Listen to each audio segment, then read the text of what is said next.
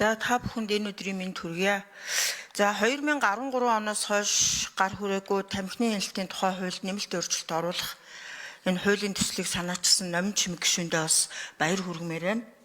Тэгэд энэ хуулийн төслийг нэр бүхий 78 гишүүн хамт өргөн барьж байгаа. За тэр гишүүдийн нэг нь би өөрөө байгаа.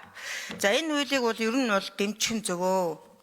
Одоо яалтчгүй сая гишүүд бараг бүгд хэлж штэ. 13-аас 17 насны хүүхдүүд энэ веб тамхинд донтож байна. Багш нар бол энэ дээр бүр хүч хүрэхгүй байна гэдэг ингээд маш их гомдол саналууд ирж байгаа.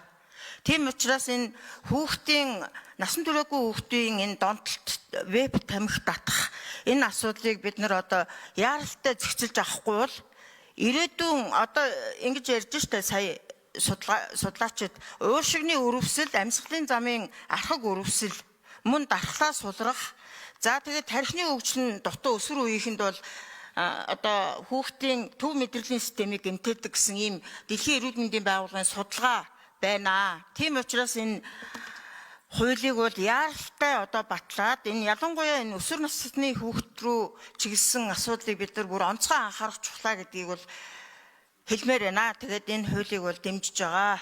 Баярлалаа.